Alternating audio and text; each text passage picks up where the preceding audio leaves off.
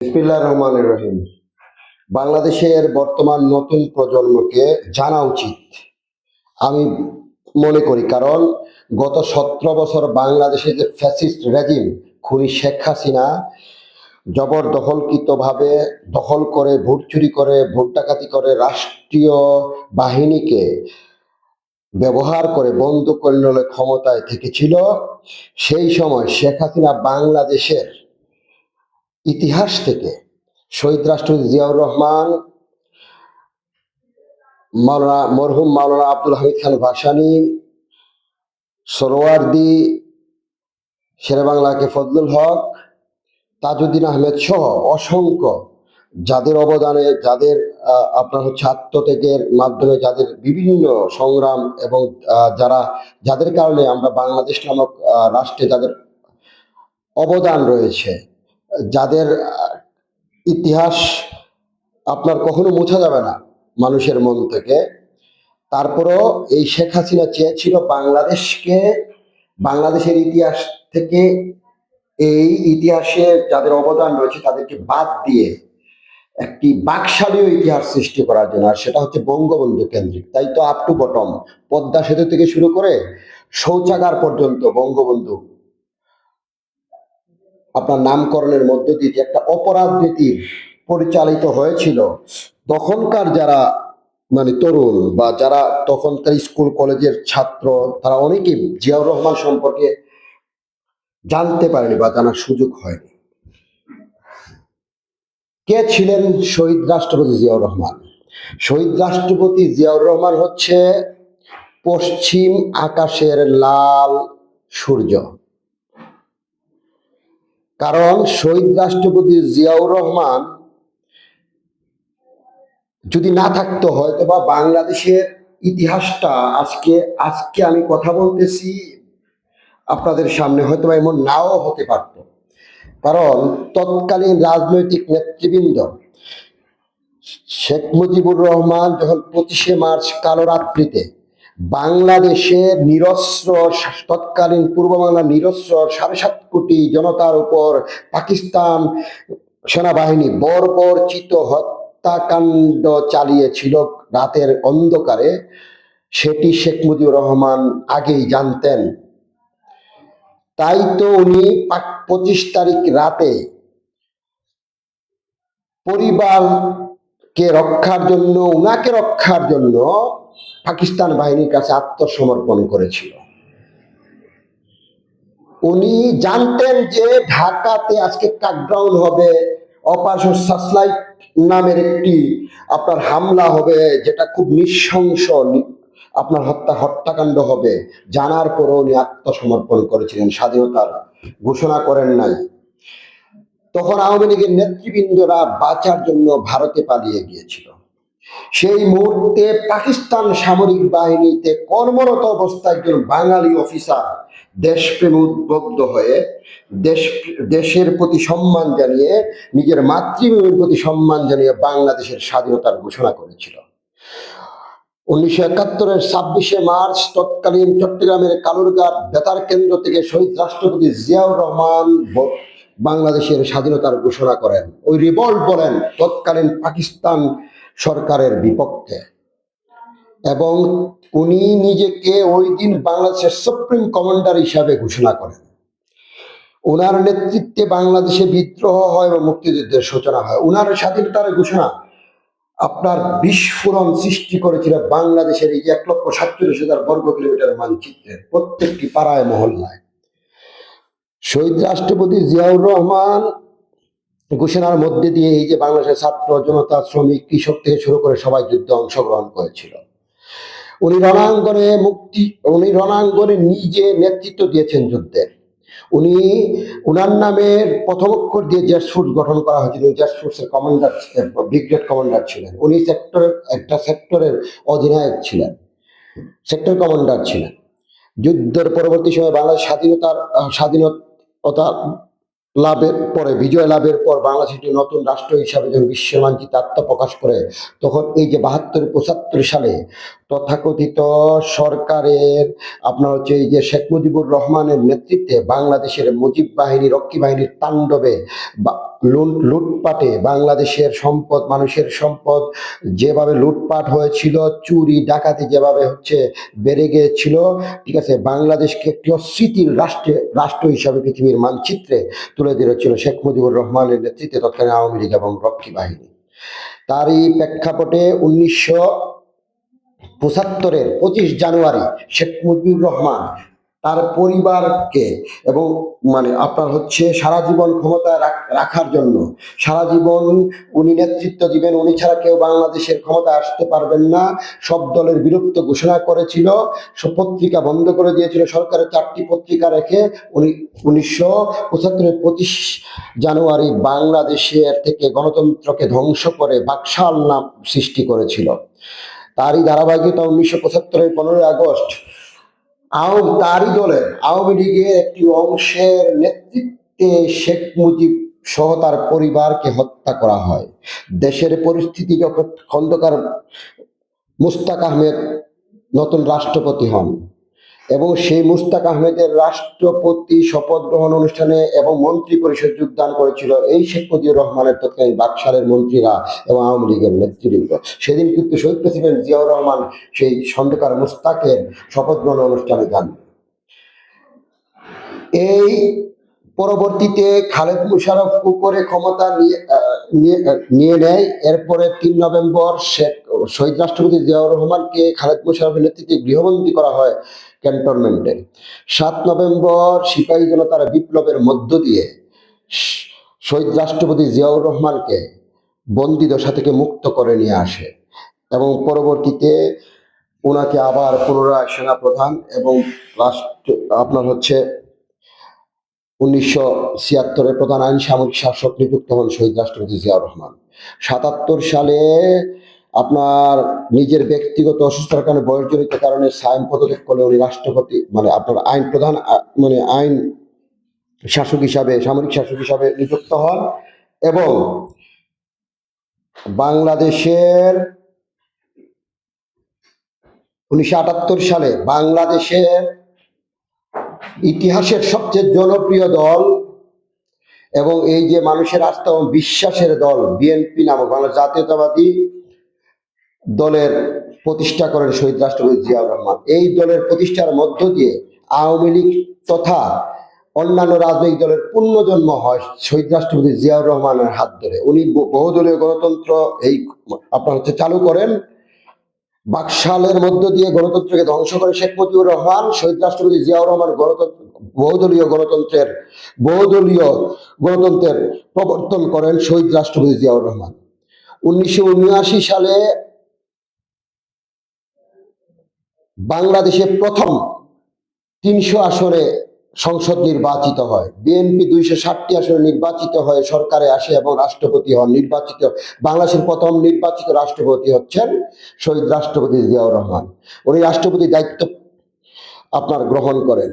বাংলাদেশ তথা পৃথিবীর ইতিহাসে এমন সফল রাষ্ট্রনায়ক নেই যে সদ্য স্বাধীন হওয়া বারবার সামরিক বাহিনী তথা বিদ্রোহের মধ্য দিয়ে পাল্টাকুর মধ্য দিয়ে নতুন একটি রাষ্ট্র সৃষ্টি হয়েছে, যে রাষ্ট্রের অধিকাংশ মানুষ, যে রাষ্ট্রের সম্পত্তি লুটপাট, চুরি ডাকাতি, বিদেশি ছাত্র সহ সবকিছু তৎকালীন শেখ মুজিবুর রহমানের তথাকথিত আওয়ামী লীগ লুটে পুটে খেয়ে বাংলাদেশকে একটি করদ রাজ্যে পরিণত করেছিল। তৎকালীন হেনরি কিসিঞ্জার মন্তব্য করেছিল বাংলাদেশ একটি তলাবিহীন ঝুড়ি। রক্ষী বাহিনী এবং মুজিব বাহিনীর তাণ্ডবে রাতের অন্ধকারে রাত নামার সাথে সাথে মা তার যুবতী মেয়েকে নিয়ে ঘরে থাকতো না, জঙ্গলে আশ্রয় নিত। আমরা দেখেছি 1974 সালে আপনার শান্তি সেনের স্ত্রী অরুণা সেন, পুত্রবধূ রীনা সিনহা এবং হনুফাকে যেভাবে রক্ষী বাহিনী কর্তৃক নির্যাতিত হয়েছিল, হালাফুকার চেঙ্গিস্তানের বর্বরতাকে সেদিন হার মানিয়েছিল।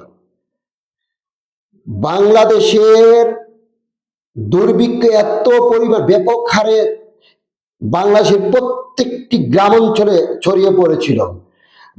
মা কচুরলতি সিদ্ধ করে তাতে বিষ মিশিয়ে মা তার সন্তানদেরকে নিয়ে খেয়ে আত্মহত্যা করে আত্মহত্যার মাধ্যমে নিজেকে মুক্ত করেছিল।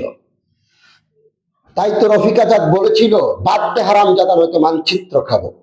সেই প্রেক্ষাপটে একটি রাষ্ট্র, একটি ধ্বংস হয়ে যাওয়া রাষ্ট্র, দ্বারপ্রান্তে যাওয়া রাষ্ট্রকে উনি ক্ষমতায় নেওয়ার পর বাংলাদেশের পররাষ্ট্রনীতি পরিবর্তন করা হয়। চীন এবং আমেরিকার সাথে এবং মধ্যপ্রাচ্যের সাথে হচ্ছে সম্পর্ক স্থাপন করা হয়।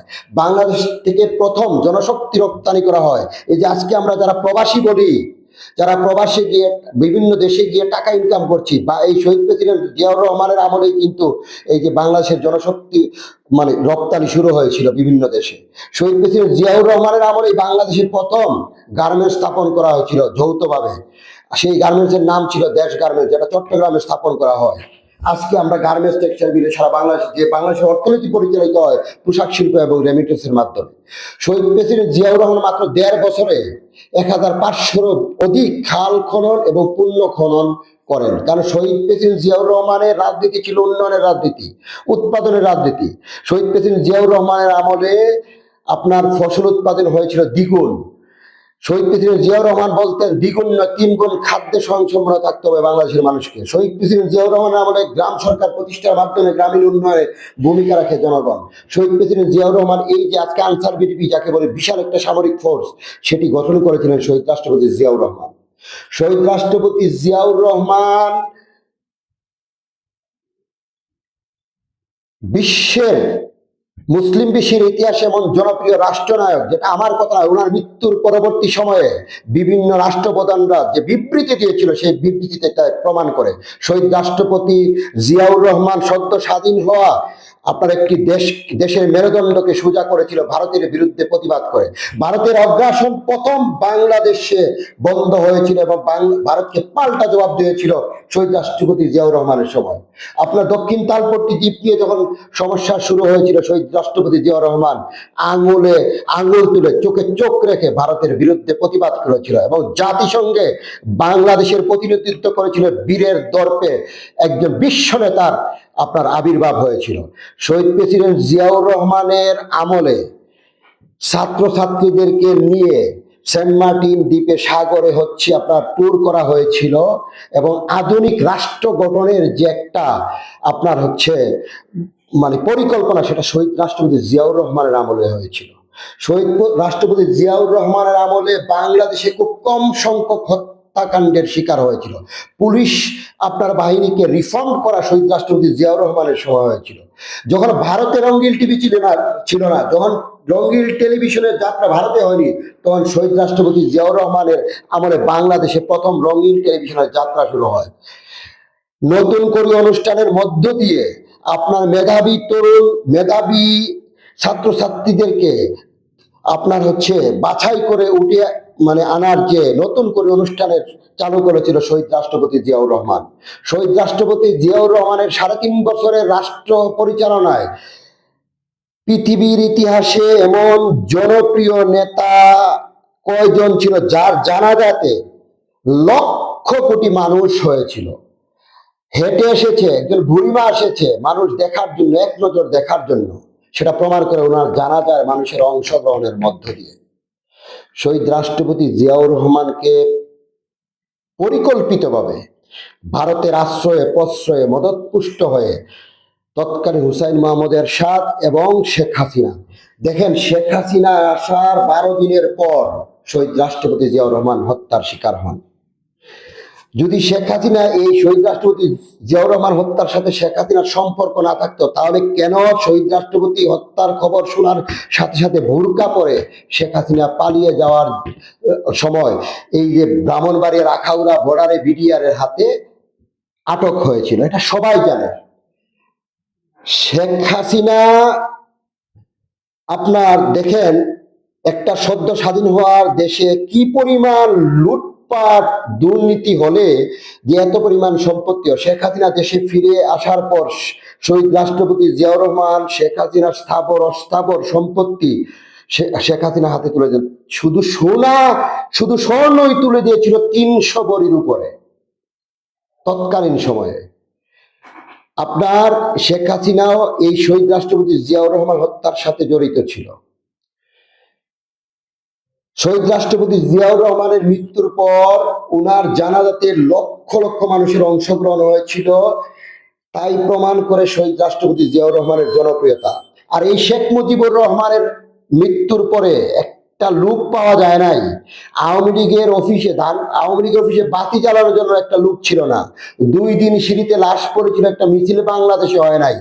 18 জন মানুষ শেখ মুজিবুর রহমানের জানাজায় অংশগ্রহণ করেছিল। কসকো সাবান দিয়ে শেখ মুজিবুর রহমানের মৃতদেহকে গোসল করানো হয়েছিল। কাফনের কাপড় কিনে আনার জন্য আওয়ামী লীগের তখন লোক পাওয়া যায় নাই। কাপড়ের পরিবর্তে রিলিফের সাদা শাড়ি দিয়ে শেখ মুজিবুর রহমানের দাফন করা হয়েছিল। একটা মানুষের কর্মজীবনের কেমন নির্যাতন নিপীড়ন করলে মানুষ বা এই দেশের জনগণ তাকে নিগৃহীত করে, ঘৃণা করে, তার এই মৃত্যুই প্রমাণ করে। বাংলাদেশের পাড়ায় মহল্লায় তখন মিষ্টি বিতরণ হয়েছিল। ওই তৎকালীন পত্র পত্রিকার শিরোনাম অনুযায়ী আমি বলছি যে তখন পত্রিকাতে শিরোনাম হয়েছিল যে মিষ্টির দোকানে মিষ্টি পাওয়া যাচ্ছে না। এই হাসানুল হক ইনু আপনার ট্যাঙ্কের উপর উঠে উলঙ্গ নৃত্য করেছিল। এই আওয়ামী লীগের লোকজন যারা হচ্ছে শেখ মুজিব হত্যার সাথে জড়িত, তৎকালীন সেনাপ্রধান শফিউল্লাহ, বিমান বাহিনীর প্রধান একে খন্দকার, ঠিক আছে, আপনার তুফায়েল আহমেদ রক্ষী বাহিনীর প্রধান ছিল, তাদেরকেই শেখ হাসিনা পরবর্তীতে এমপি মন্ত্রী বানিয়েছে। শেখ হাসিনার এই শেখ মুজিবুর রহমান তথা পরিবার নিয়ে মায়াকান্না হচ্ছে শুধু ক্ষমতা এবং লোক দেখানো। যদি শেখ হাসিনা তার বাবা এবং পরিবারের প্রতি তার ভালোবাসা বিন্দু পরিমাণ থাকতো, তাহলে একজন সেনাবাহিনীর চিফ থাকা অবস্থায় যখন তার পরিবার সেনাবাহিনী কর্তৃক হত্যা হয়েছিল, তখন এই তৎকালীন সেনাবাহিনীর চিফ, তৎকালীন আপনার হচ্ছে বিমান বাহিনীর চিফ, তৎকালীন যুবলীগের চিফ, তৎকালীন রক্ষী বাহিনীর চিফ, তাদেরকে বিচারের আওতায় আনার কথা ছিল, কিন্তু শেখ হাসিনা তা করেনি। শফিউল্লাহকে শেখ হাসিনা এমপি বানিয়েছে। একে খন্দকার বিমান বাহিনীর চিফ ছিল, শেখ হাসিনা প্রতিমন্ত্রী বানিয়েছে। বাংলাদেশের প্রথম জামাত ইসলামকে পুনর্বাসিত করেছিল শেখ হাসিনা 1996 ক্ষমতা আসার জন্য।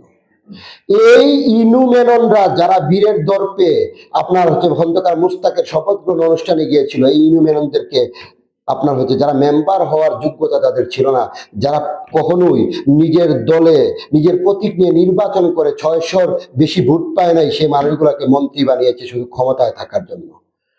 অতএব বাংলাদেশের ইতিহাসে শেখ মুজিবুর রহমানের চ্যাপ্টার এই 15 আগস্টের পরে যেভাবে হচ্ছে বন্ধ হয়েছে, কিন্তু কখনোই শত নির্যাতন নিপীড়ন করে শহীদ রাষ্ট্রপতি জিয়াউর রহমানের আপনার ইতিহাসকে ভোলা যাবে না, মুছা যাবে না। শহীদ রাষ্ট্রপতি জিয়াউর রহমানের ইতিহাস নিয়ে আগামীতে আমি আমার আপনার হচ্ছে রিয়েল কিছু ডকুমেন্টারি বা শহীদ রাষ্ট্রপতি জিয়াউর রহমানের নামে কিছু জাদুঘর এবং হচ্ছে বই লেখার অনুরোধ জানাচ্ছি, কারণ ইতিহাস তার কর্মের উপর নির্মিত হয়। শহীদ রাষ্ট্রপতি জিয়াউর রহমানের কর্ম অনুযায়ী আপনার হচ্ছে ওনার ইতিহাসে ওনার সকল অবদানকে একসাথে একত্রিত করে একটা ম্যাগাজিন আকারে প্রকাশের মাধ্যমে আমার মনে হয় যেটা তরুণ প্রজন্ম জানতে পারবে, বুঝতে পারবে, এটা করা উচিত আমার দলের। আপনারা সবাই ভালো থাকবেন। আর আমরা শহীদ রাষ্ট্রপতি জিয়াউর রহমানের আদর্শের রাজনীতি করি। অতএব বিএনপিতে আছি, বিএনপিতে ছিলাম, বিএনপিতে থাকবো ইনশাআল্লাহ। বাংলাদেশ জিন্দাবাদ।